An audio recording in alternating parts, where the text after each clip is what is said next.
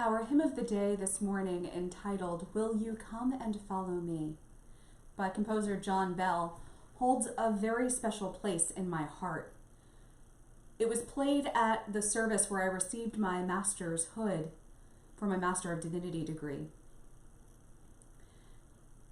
It was the last hymn that I danced to with Amazing Grace, the liturgical dance ministry I co-founded with 2 other students at Wake Divinity 2 years prior. The words spoke deeply to my sense of call then, and perhaps even much more so now, that the song was also sung at my ordination service back in January. I get emotional each time I sing it, especially the 4th verse, whose words I hold particularly close. But this week, the questions the triune God asks in the hymn challenged me in a new way. The verse begins, "Will you love the you hide, if I but call your name?" This is something that I have found particularly hard to do recently, if I'm being honest. We are called to love ourselves as God first loved us, and to love one another, because each and every one of us is created in the image of God. But if you take a look at the world today, it's hard to see evidence of that message. Loving ourselves means taking a good look inside ourselves and recognizing that we are broken and imperfect people who create broken, imperfect systems. It means taking a good look and recognizing that in this calling, we will mess up. We will make mistakes over and over and over again, just like the disciples did, as individuals, as a church, as a denomination. It is for this reason that we confess the sin of racism as we worship today, why we cry out for justice in the killing of George Floyd, an unarmed, handcuffed Black man by a white police officer in Minneapolis. Justice in the shooting of Ahmaud Arbery, of Breonna Taylor, who would have celebrated her birthday this past week. We cry out for justice for Dre's John Sean Reed and Tony McDade, all of whom were killed in May alone. It is why we will use our prayer time this Wednesday to commemorate the Emmanuel 9, who were gunned down 5 years ago on June 17th, 2015, when they welcomed a white young adult male into their Bible study at Emmanuel African Methodist Episcopal Church in Charleston, South Carolina. We will pray, we will say their names, and we will lament our denomination's complicity in racism, because the gunman was born, raised, communed, and confirmed in the ELCA, the whitest denomination in the United States.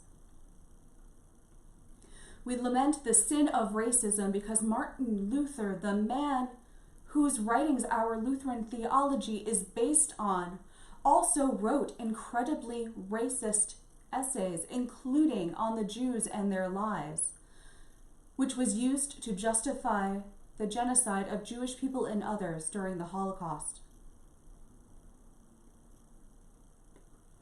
But Luther also reminds us that we are simultaneously sinner and saint, and none of us is perfect. To quote the author Anne Lamott, perfection is the voice of the oppressor. And so we must take responsibility for our shortcomings and look for ways to change and do better in the future. Will you quell the fear inside and never be the same? It is never too early to start, but it is too late to go back to normal.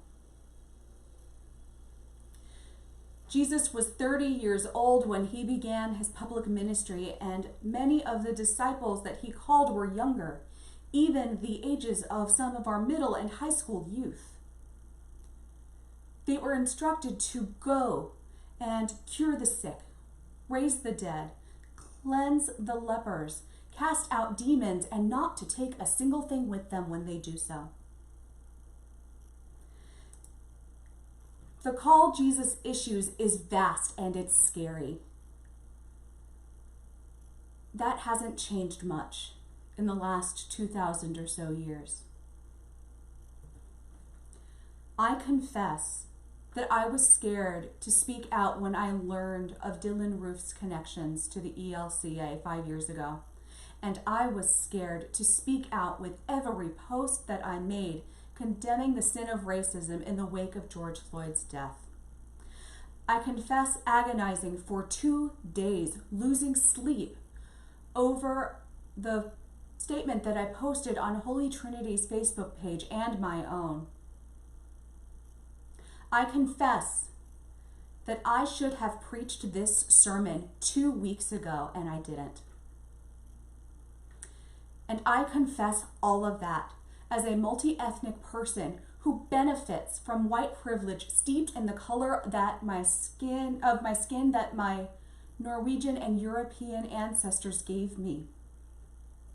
The privilege that allows me to make the choice to keep silent when my siblings of color have no choice to do so.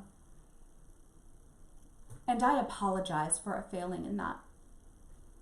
I apologize for not living into my calling as a minister of word and sacrament when the ELCA Constitution states that it is the responsibility of every minister of word and sacrament to speak publicly to the world in solidarity with the poor and the oppressed, calling for justice and proclaiming God's love to the world. Keeping silent is complicity in that racism, even when it makes us uncomfortable. But beloved people, there's still time to change. Will you use the faith you found to reshape the world around?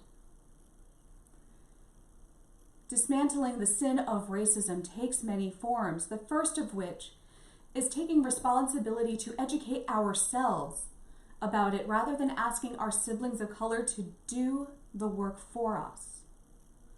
It means speaking out when we witness racism and other forms of oppression around us, or contributing financially to organizations that work to eradicate racism present in our country that was present before its founding and is still present today.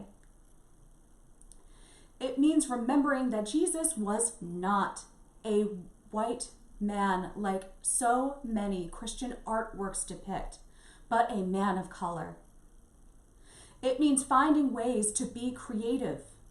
For example, just this week, murals of equality and acceptance erected downtown in my hometown of Greensboro, North Carolina, were desecrated with messages of hate. And so the community came out in droves to repair the damage and expand the project. Not with hate, but with love, in order to cover up and remove the hate. You can find pictures of the project in the sermon section of the interactive bulletin for today's worship service. Yes, for many, dismantling racism can involve protesting, but as you can see, it is far from the only option, and there is something that each and every one of us can do. The hymn concludes with God's reminder that the work is done through my sight and touch and sound in you, and you in me. The work is vast, beloveds. And we will mess up, maybe even a lot. But that is never an excuse not to try. Individually, we each may be only one person, but we are reminded that Jesus had only 12 followers when he started his ministry, and that he called to share in his work in our gospel reading this morning. And look how far that message of good news has spread. When we look inside ourselves and come face to face with our own imperfections as individuals, as a church, and as a denomination, the triune God is present within us. When we fear what will happen when we speak up for our siblings of color, God, the triune God is present within us.